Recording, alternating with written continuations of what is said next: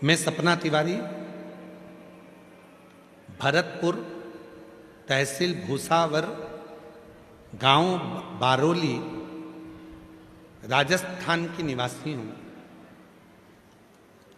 उम्र है मेरी 38 वर्ष, 38। कहीं बैठी हो तो हाथ हिला सकती हैं। अगर कहीं बैठी हो, भरतपुर से आई हैं, तहसील है भूसावर, गांव है बारोली। मैं सपना तिवारी।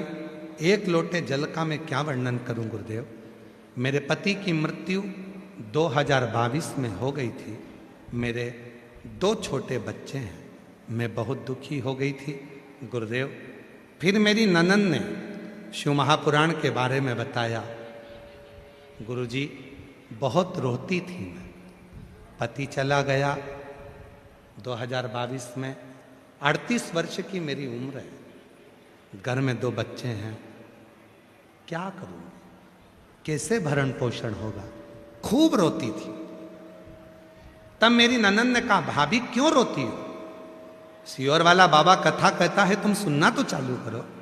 तब मैंने शिव महापुराण के बारे में बताया। तब मैंने कथा सुनी, मन में आया, सीहोर वाला बाबा कहता है कि कथा के पंडाल में बैठकर जो मांगा जाता है वो मिलता जरूर। मैंने अपनी ननंद से कहा, जीजी जयपुर में कथा हो रही है, विद्याधर नगर में कथा थी, क्या मैं कथा में चली जाऊं?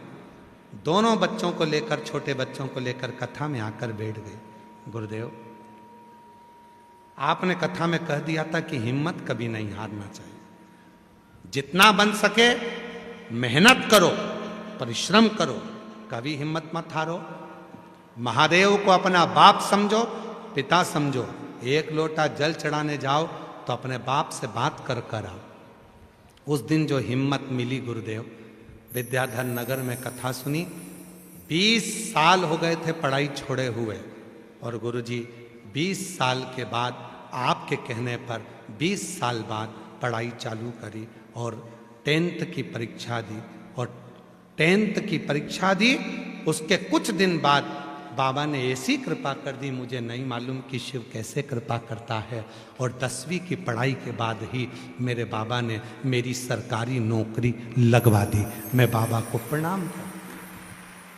क्या गुरुजी, 10th की पढ़ाई के बाद कोई सरकारी नौकरी में लग सकता है? पर मेरे शंकर ने बाप का फर्ज अदा करा। उसको मालूम था मेरी बेटी का पति नहीं है, छोटी सी उम्र में 2 बच्चों को पालेगी कैसे। और आज बाबा ने मुझे आशीर्वाद के रूप में सरकारी नौकरी दे दी। मैं बाबा को धन्यवाद देती हूँ। गुरुदेव, सरकारी नौकरी तो मेरे खाते में आ गई, पर कुछ समय निकला। और कुछ समय के बाद जैसे ही सरकारी नौकरी लगी, उसका 15 से 20 दिन लगा। और 20 दिन बाद मेरे को थोड़ा सा घबराहट सी हुई, शरीर में दर्द हुआ। डॉक्टर को दिखाने के लिए गई तो ब्रेस्ट में कैंसर की 3 गठाने बता दी। ब्रेस्ट में कैंसर की 3 गठाने बता दी गुरुदेव। उस दिन से मैंने आखिरी में एक ही निर्णय लिया कि अब प्राण तो जाएंगे, शरीर को कटवा कर पिटवा कर कहाँ से पैसा लाऊंगी, और बच्चों का क्या होगा। तब विचार कर लिया, केवल रुद्राक्ष का जल पीऊंगी।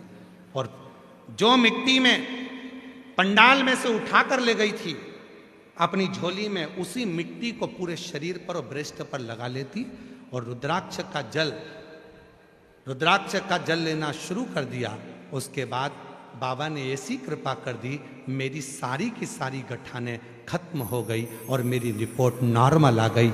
और मैं बाबा को धन्यवाद देने के लिए आज कथा के पंडाल में आई हूँ। बाबा, गुरुदेव, आपकी कथा नहीं है, एक बाप और बेटी का संबंध है।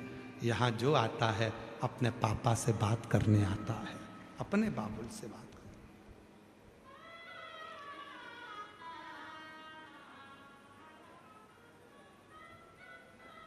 मेरा तू ही तो हमदर्द है, जिसे